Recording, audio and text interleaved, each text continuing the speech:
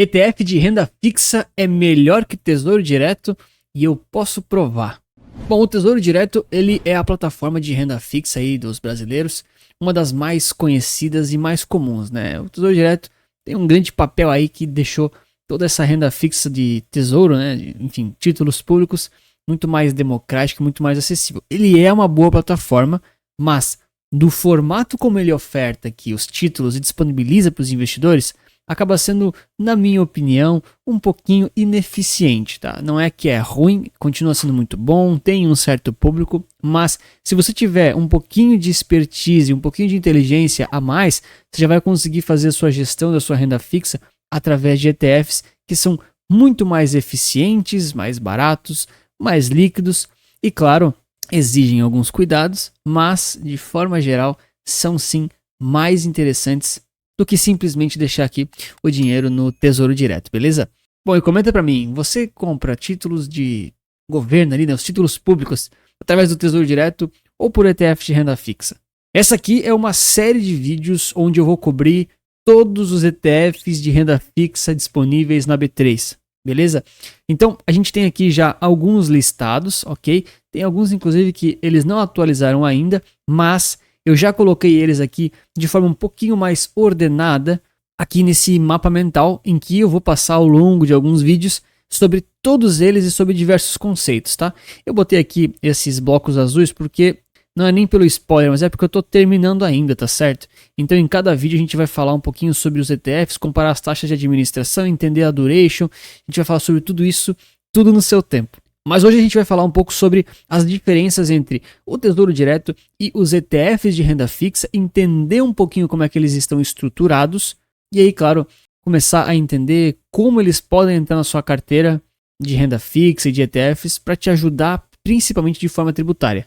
Bom, a primeira diferença entre um ETF de renda fixa versus um título do Tesouro Direto, por exemplo, é que o ETF ele não vence nunca, o ETF não acaba nunca.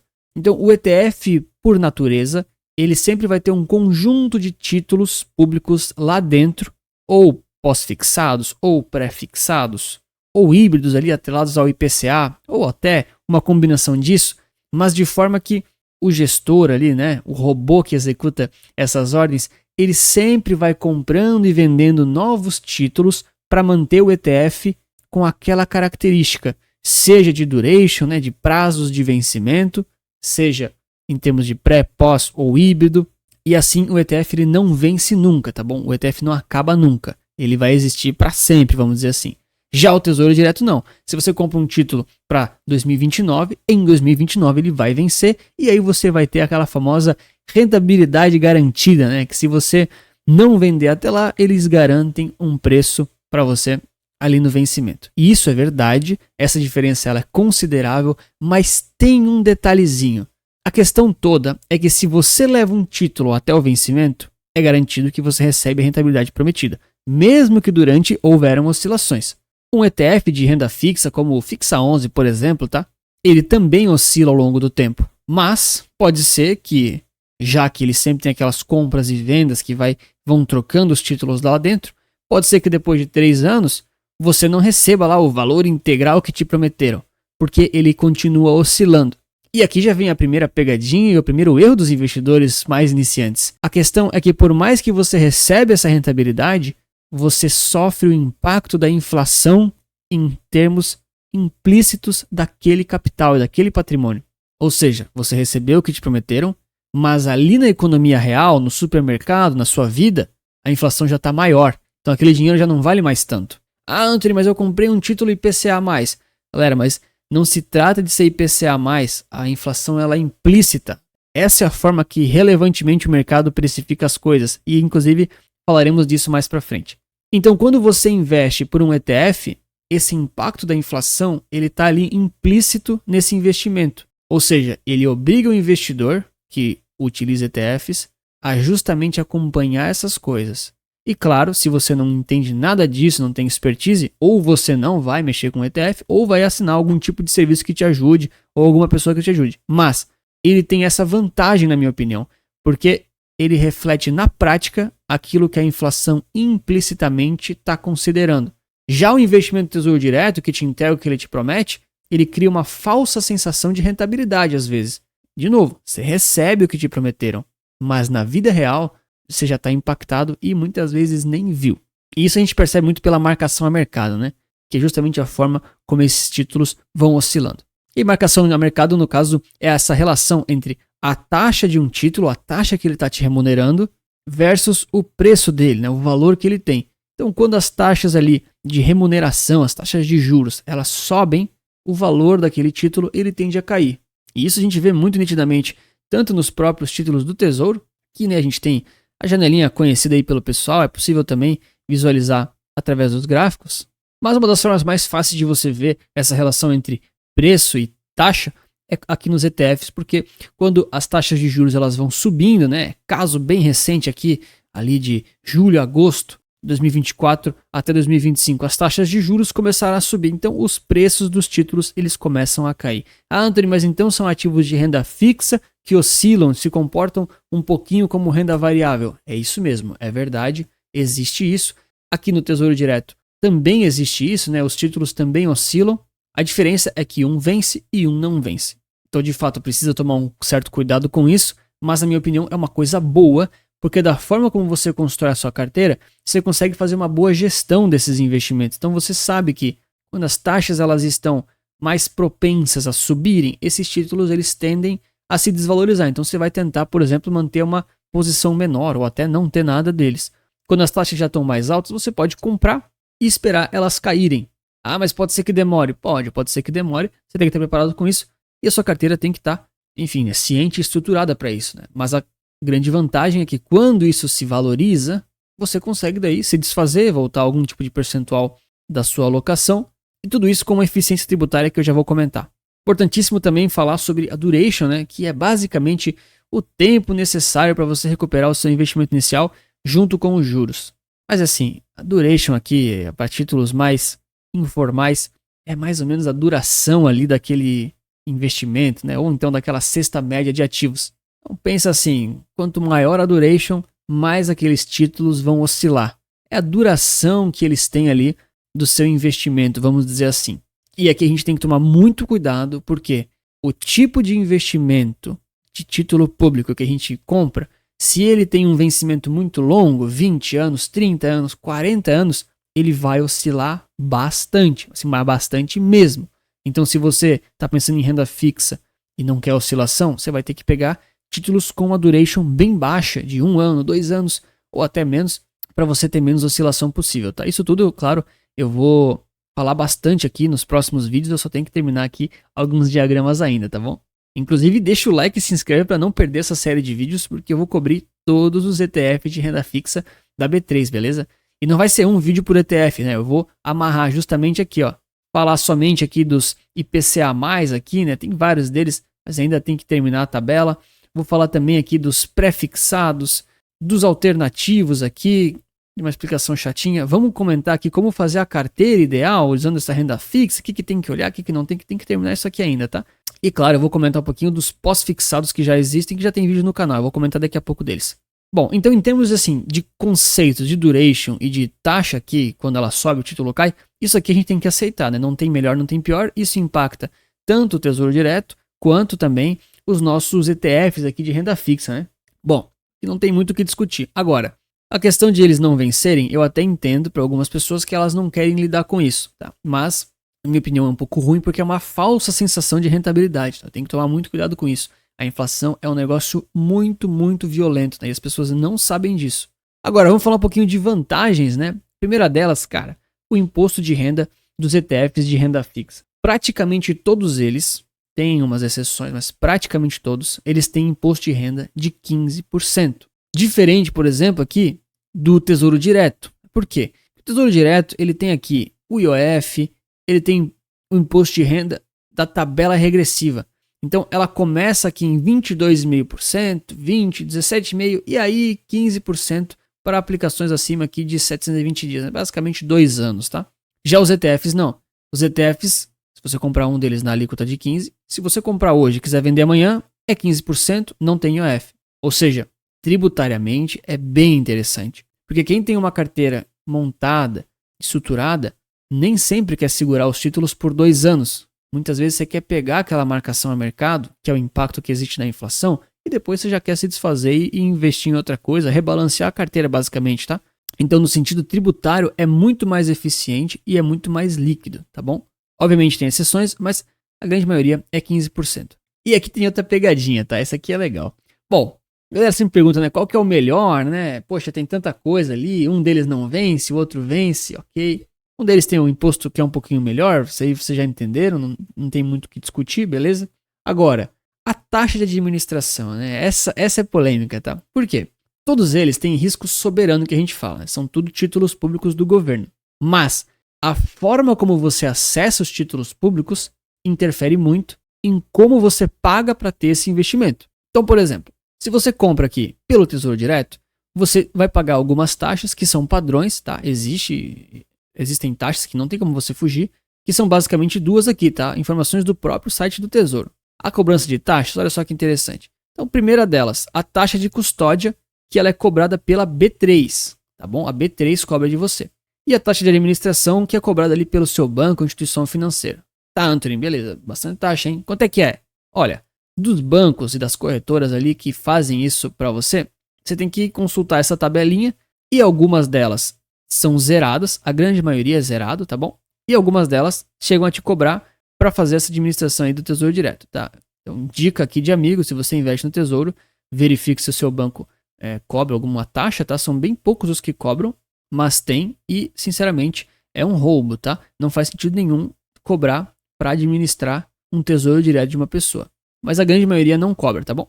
Agora, o que tem taxa e não dá para fugir, tá, pessoal? É essa taxinha aqui, ó, da B3, tá bom? Essa taxa não dá para fugir, ela é padrão, tem aqui umas regrinhas, mas aqui a título de curiosidade é 0,20% ao ano, tá certo? Considera essa taxa aqui como a taxa de custódia aqui da B3, tá? Isso é padrão, não dá para fugir.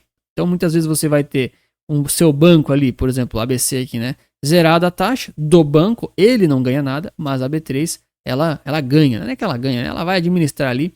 Lógico que isso aqui dá um lucro, né? Tem bilhões de reais investidos, mas ainda assim é uma taxa muito barata e muito aceitável, né? Beleza, agora os ETFs. Cara, os ETFs você tem que ver qual ETF que você vai comprar. A boa notícia é que elas são muito baratas também, tá? Geralmente elas são 0,20 ou 0,25, tá? Tem alguns aqui, inclusive, que a taxa é zero até determinada data, aquela coisa toda. Alguns é 0,19 para falar que é mais barato do que o próprio Tesouro, tá bom? Olha, tô pegando aqui o exemplo de Itaú, tá? Ah, esse aqui é 0,25, né? Ele é um pouquinho mais caro, é verdade, mas você tem outras vantagens, né? Por exemplo, quando você compra um título aqui do Tesouro Direto, você está comprando apenas um. Você está comprando apenas esse título específico, por exemplo. Ou então apenas esse aqui. Quando você compra um ETF, você sempre está comprando mais do que um. Então você está comprando uma cesta de títulos com uma característica específica que daí eu vou explicar nos próximos vídeos, tá? Então às vezes você está pagando 0,05 a mais aqui, mas você está comprando ali uma questão já de diversificação, tá? Então você está um pouco mais diversificado, você está um pouco mais junto com a média do mercado, tá? E claro, a maioria desses investimentos o pessoal não conhece porque não remunera assessor, não remunera corretora, as taxas são muito baixas, não dá muito dinheiro para os bancos, tá? Então a galera nem fala muito disso porque é bom para o investidor e ruim para quem vende, tá? Essa é a verdade. Estou dando exemplo aqui do Itaú, obviamente, mas tem várias gestoras, tá? Ó, aqui vai o spoiler, né, cara? Vai, eu tenho que terminar isso aqui, tá? Tem que revisar ainda, mas ó, tem o Bradesco, aqui tem o BTG, bugou a imagem do BTG. Tem o Itaú, tem a Investo, tem mais um que saiu novo, tá? Então as taxas geralmente são bem baratinhas, tá? Para você ficar aí exposto a uma cesta de ativos, ou seja, tá mais diversificado e também com um imposto de renda melhor. E aí, claro, né, tem aquelas pessoas que falam assim, não, Anthony, eu recebi uma mensagem do meu assessor, do meu gerente de banco, e eles falaram, ó, tem títulos públicos para você comprar, você não quer? E olha, já escutei gente até falando que comprou porque diziam que não tinha taxa de administração, não tinha taxa de custódia, não tinha taxa de nada. Eles falaram, não tem taxa de nada, é só comprar. Título público do governo. Não se quebrar, o governo dá um jeito, o governo imprime mais. Igual ao Tesouro Direto, o mesmo título, inclusive. Qual que é a pegadinha? Olha, ninguém vende nada de graça, né? Não existe almoço grátis. A essa altura do campeonato, eu sei que você sabe que eu vendo carteiras recomendadas, eu também tenho meus produtos, meus serviços, isso faz parte. Agora, não existe venda de graça, tá? Se você comprou um título ali, título público, tá? Do seu assessor, do seu gerente de conta ali, da plataforma, cara, fique muito atento, tá? Observa bem se a taxa que eles estão te entregando remunera a mesma coisa que a taxa do tesouro, naquele dia, naquele momento, tá bom? Moral da história aqui, tá? Eu já trabalhei em corretora, beleza? Não era assessor, mas já trabalhei. Olha, a taxa não é a mesma. Ela é um pouquinho menor. Aí quando você vai olhar, é só um pouquinho menor. Cara, é quase a mesma coisa, patrão. Mas nessa de quase a mesma coisa, ela não é só maior do que essa taxa de administração ali, essa taxa de custódia da B3, quanto ela é maior ainda, essa diferença, né, é tão grande, esse spread é tão considerável, que você paga a custódia da B3, a comissão do assessor e o giro ali da corretora. Tá? Então, quando você bota no papel e simula, por exemplo, ao longo de 20 anos, esses 001, 002 a menos, né, de taxa de rentabilidade, né, que ele está te remunerando, ele é muito mais relevante do que a taxa de custódia ou a taxa de administração que você pagaria, tá bom? Tem que colocar no papel, tá, pessoal? De verdade. Ninguém vende nada de graça, tá? É o famoso spread para entrar no investimento. Você está pagando ali um pouco mais caro para entrar naquele título, naquela oportunidade, mas não necessariamente aquilo lá é bom para você. Claro, se você conferiu ali na hora, fez as simulações e é melhor, ótimo, manda uma mensagem que eu também compro daí, tá bom? Agora, falando de ETFs mesmo, que é o ganho real que acho que a gente consegue ter aqui olhando para ETFs de renda fixa, né? Para mim, a grande sacada de investir por ETFs de renda fixa é que você vai estruturando uma carteira. Isso aqui é um exemplo, obviamente, tá? Isso aqui tá lá no Panorama Resulta Capital. Você vai estruturando uma carteira de forma que, quando essas taxas elas vão se movimentando, você vai ajustando o seu risco, ajustando esses percentuais, botando dinheiro no bolso e fazendo esse giro, tá? Obviamente, quando você é mais conservador, você vai dar preferência por títulos de duration menor. Por quê? Porque os títulos de duration menor oscilam menos. Vou dar um exemplo aqui para vocês, tá? Ó, pegar o exemplo mais clássico, mais fácil de entender, eu vou detalhar isso nos próximos vídeos. IMA B11, na real eu vou usar os do BTG aqui como exemplo, tá? PAC B11, PAC G11 e PAC C11, tá? Um deles a duration é 2, outro é 6, outro é 14. Eu vou detalhar isso aqui no outro vídeo, tá? Isso aqui pode estar desatualizado, inclusive. Fica aí o disclaimer que eu tenho que terminar. Vamos lá, ó, PAC B11, ok, PAC G11 e PAC C11, né? Peguei esses três justamente porque eles são bem novos, só pra gente entender no detalhe a relação deles, tá? Pode ver, o PAC B11, olha só, ele é um Teva ultra longo, tá? Esse cara aqui, ele oscila muito, muito mesmo, tá? Tem que cuidar com isso, inclusive, pra quem acha que é renda fixa. Ele é o que mais caiu recentemente. O PAC C11 é o de duration mais curta, ele já se valorizou.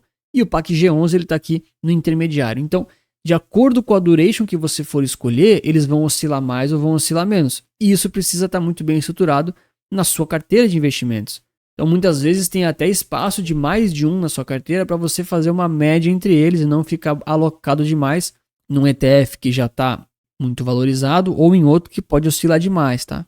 Cara, e obviamente, se você não entendeu nada do que eu falei, está super confuso, eu ofereço as minhas carteiras recomendadas justamente para entregar essa solução pronta para os clientes, tá? As carteiras Resulta Capital, tanto para crescimento de patrimônio ou para renda passiva, todas elas contemplam todas as classes de ativos, renda fixa, variável, cripto, nacional, internacional e assim por diante. A alocação é majoritariamente por ETFs, todos os ativos você consegue comprar pela B3. Se te interessou, acesse o link ali da descrição e aproveita aqui que está com 30% de desconto, vai acabar em breve. Bom, e a essa altura do campeonato, então, acho que ficou bem claro o porquê que eu pelo menos prefiro os ETFs do que os títulos aí públicos, né, comprados pelo Tesouro Direto ou pela corretora. No geral, existem sim alguns pequenos cuidados que você precisa tomar, mas existem várias vantagens que, na minha opinião, compensa muito para os investidores que querem fazer um esforcinho um pouquinho a mais. Porque quem se esforça um pouquinho a mais consegue benefícios maiores, como, por exemplo, não sofrer o impacto da inflação de forma cega e nem está ciente disso. Tá? Perceberam como eu não estou falando que vai render mais? A rentabilidade ela tende a ser similar, mas você tem algumas vantagens e percepções que lá no Tesouro você não tem, não consegue ver, ou então até paga imposto mais caro. E nos próximos vídeos eu vou fazer os packs aqui, né, de híbridos, né, que são os IPCA+, eu vou fazer também aqui dos pré-fixados, tá, e também dos alternativos, que eles meio que se complementam, mas nesse vídeo eu vou comentar aqui bem por alto sobre os pós-fixados, né, que são justamente aqueles investimentos ali que não oscilam, rendem muito aproximadamente ali do CDI, da Selic, tá? O maior concorrente deles aqui do Tesouro Direto sem dúvida nenhuma, é esse cara aqui. Opa, perdão. Esse aqui, ó, Tesouro Selic 2028 ou 31, tá? Esses caras aqui são os pós-fixados, eles só sobem, né? Eles não oscilam para baixo, são muito seguros. E a gente tem aqui várias opções bem legais, que eu já fiz vídeos no canal, que eu vou deixar recomendado no detalhe para você assistir se quiser. Eles justamente são baseados em taxas ali pós-fixadas, então eles tendem a não oscilar, claro que tem alguns detalhezinhos. Então, existem duas vertentes aqui desses ETFs pós-fixados de renda fixa. Os públicos, a gente tem aqui os dois principais, né? Perdão, os dois únicos. Então, o LFT S11, que ele provavelmente vai cair em desuso, porque a alíquota de imposto de renda dele ficou em 25%, então imposto de renda é muito ruim. E aí, substituído aqui pelo LFT B11, tá? O pessoal provavelmente já assistiu esse vídeo aí foi um dos mais vistos do canal, mas eu vou deixar ele recomendado aqui no final de novo, tá? Então, é um investimento bem interessante, claro. Você tem que tomar um pouquinho de cuidado, porque tem uma parcelinha pequena aqui de NTNB, né? Aquele tesouro híbrido lá, o IPCA+. E também tem um ETF que ele é pós-fixado de títulos aí privados, tá? Que não é título público. Então eu sei que eu falei muito de tesouro direto, que é do governo, é público, mas os ETF de renda fixa tem de tudo, né? Então também tem um que é privado. Então são empresas ali que emitem debêntures que você consegue comprar pelo DEB11. É uma forma muito mais diversificada, inteligente de você se expor a debêntures, que são investimentos, na minha opinião, que não devem ser comprados de forma individual, cara. Você tem que tomar muito cuidado se você está comprando debênture, até CRI, cara, essas coisas, você tem que tomar um certo cuidado, tá bom? Quando você compra um só, tem risco de crédito, tem oscilação, tem marcação a mercado, não é líquido, às vezes imposto de renda também não é ideal. E nesse caso aqui, tá, tava devendo essa informação pro pessoal, foi bem difícil, mas eu recebi a confirmação do próprio BTG, que é 15% de imposto de renda também, tá? Então, um investimento muito, muito interessante e muito diversificado. Obviamente, ele é mais arriscado do que os títulos públicos, tá? Porque são empresas que emitem, mas você está comprando muitos e muitos títulos privados, então é bem diversificado, tá bom? Bom, então tá aqui o vídeo do LFT S11, do LFT B11 e também do DEB11, pra você conhecer um pouco mais sobre esses ETFs pós-fixados e, claro, lembra, se inscreve no canal e deixa o like para acompanhar os próximos vídeos que eu vou falar de todos os ETFs de renda fixa ali da B3, tá bom? Obrigado pelo seu like, inscrição e lembre-se que investir certo resulta capital.